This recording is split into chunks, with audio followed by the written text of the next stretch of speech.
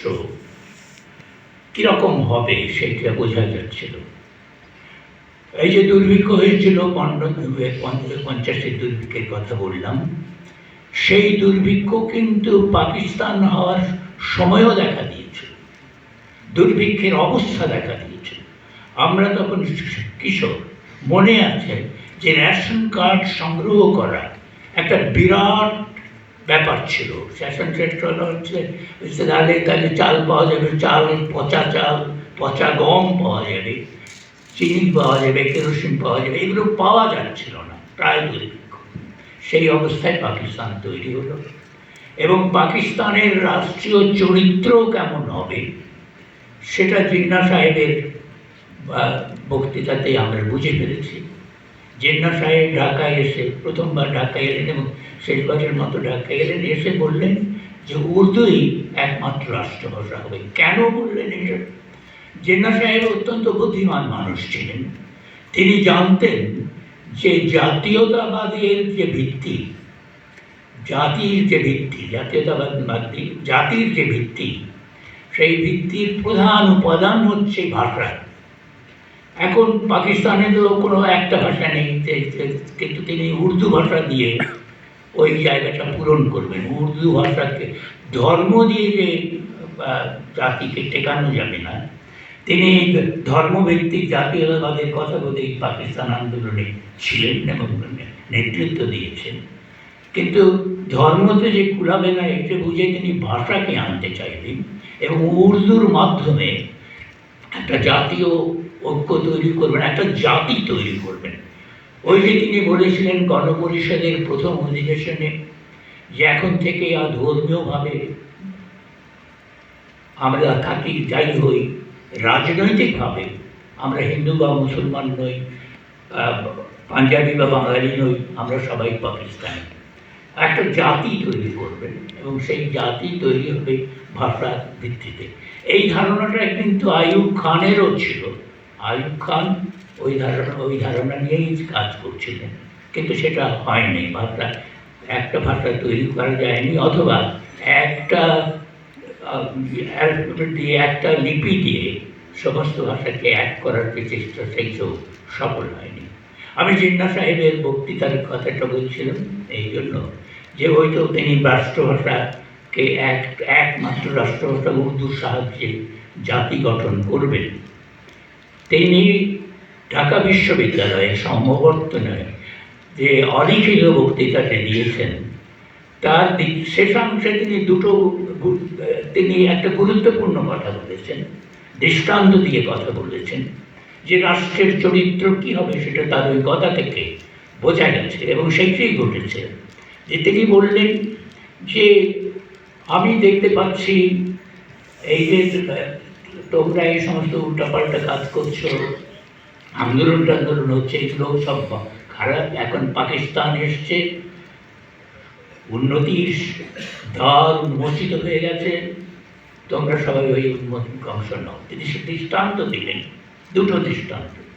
একটা দৃষ্টান্ত হচ্ছে তিনি দেখেছেন যে একজন MA পাসের তুলনায় একজন ট্যাক্সি ড্রাইভার বেশি আয় করছে। কথা বলে তিনি কি বোঝাতে চাইলেন বোঝা গেল না।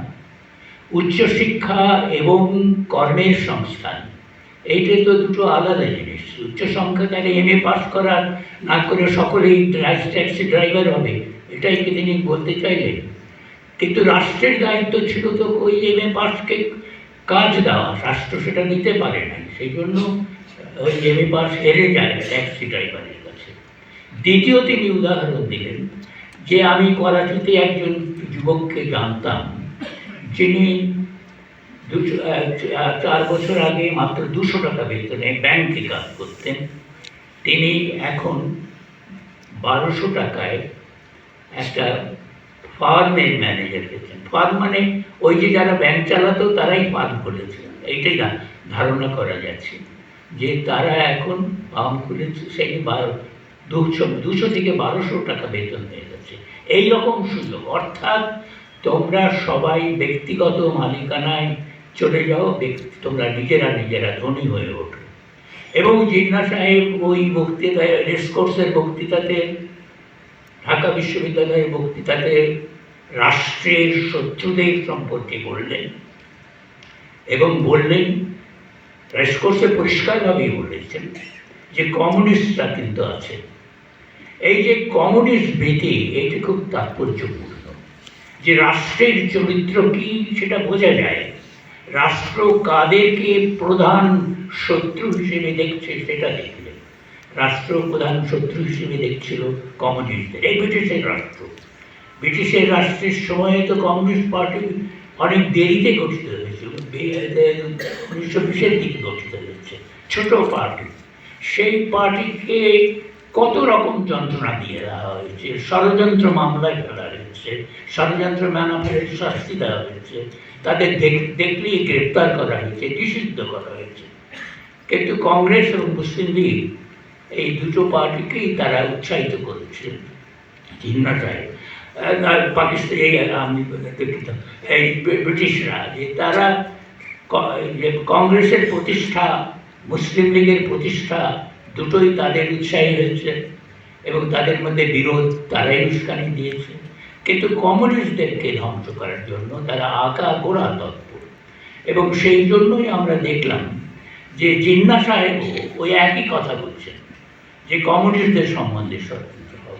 এবং আইয়ুব খান তার পতনের পরে ডায়েরিতে লিখেছেন, তিনি খাজা শাহাবুদ্দিনকে বলছেন যে আমি দেখলাম, শুনলাম যে এই ইয়াহিয়া খানরা, এই নতুন সরকার, এরা শেখ মুজিবের বিরুদ্ধে লেগেছে, মৌলানার দিকে তাকাচ্ছে না। মৌলানাই কিন্তু আসল শত্রু, ওটা বুঝতে পারছেন না। মৌলানা অর্থাৎ মৌলানা যেহেতু বামপন্থীদের সঙ্গে আছেন, কমিউনিস্টদের সঙ্গে আছেন, মৌলানাই হচ্ছে আসল শত্রু। এবং আইয়ুবের ওই ডায়েরিতে আরও একটা খুব কৌতুককর কথা আছে, সেই যে সোয়াদ জাহাজ থেকে অস্ত্র খালাস করা হচ্ছিল না, বা আমাদের বাঙালি শ্রমিকরা বাধা দিচ্ছিল, আইয়ুব খান ওখানে লিখছেন যে শুনলাম নকশাল বাড়িরা ওই কাজটা করছে। কাজে ওই ভীতিটা তখনও রয়েছে। এবং শেখ মুজিবুর রহমানও সেই ঘোষণা দিয়েছে, আমরা শুনেছি যে নকশাল দেখা মাত্র গুলি করো। তো এই পরিস্থিতি, এই যে ভীতিটা, কমিউনিস্ট ভীতি, অথচ কমিউনিস্ট পার্টি এরকম ভয়ঙ্কর কোনো পার্টি হয়নি। এবং আমাদের দেশের দুঃখের জনক এই ঘটনা ঘটলো এতে যে 1946 বলি, 1970 বলি, বা এই যে অতি সম্প্রতি যে ঘটনা উত্থান ঘটলো এই যুগকে বলি, তখন যে শূন্যতাগুলো তৈরি হয়েছিল এবং বলা যায় সুযোগই তৈরি হয়েছিল, সেই যে কমিউনিস্টরা গ্রহণ করতে পারেনি। এবং সেটা কি ঘটেছে যে 46 সালে তারা নির্বাচনে গেছে, 3টি আসন পেয়েছে বাংলায়। এই 3টি আসন পাওয়াটা তারা কোনো বড় কিছু নাই, কিন্তু তারা বিপ্লবী যে চেতনা, সমাজ বিপ্লবের যে চেতনা, সামাজিক মালিকানা প্রতিষ্ঠার যে কথা, সেইটাই বলেনি, অত জোর দিয়ে বলেনি। তারা নির্বাচনী মুক্তি চলে গেছেন এবং ক্ষমতা চলে গেছে বুর্জোয়াদের হাতে। একইভাবে 69-এর অভ্যুত্থানের পরে ক্ষমতা চলে গেল বুর্জোয়াদের হাতে। একইভাবে এই যে আমাদের সাম্প্রতিক অভ্যুত্থান, এখানেও একটা শূন্যতা তৈরি হয়েছিল এবং সেই শূন্যতা বামপন্থীরা দৃশ্যমান হতে পারত, একটা যুক্তফ্রন্ট গঠন করতে পারত ওই মুহূর্তে। সেই যুক্তফ্রন্ট তারা গঠন করেছেন পরে, অনেক পরে, ধীরে গতিতে। এবং দেখা গেল যে এই নির্বাচন, এই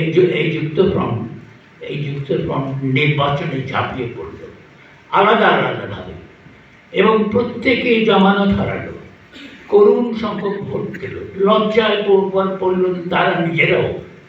কিন্তু এই যে নির্বাচনমুখিতা, এই বিপ্লবের বিরোধিতা করে। এবং 1954 সালে যে যুক্তফ্রন্ট গঠিত হয়েছিল, সেই যুক্তফ্রন্ট গঠনে সবচাইতে বেশি উদ্যোগ ছিল কমিউনিস্ট পার্টি। এবং শেষ পর্যন্ত কমিউনিস্ট পার্টিকে বাদ দিয়েই যুক্তফ্রন্ট হলো, যুক্তফ্রন্ট গঠিত হলো।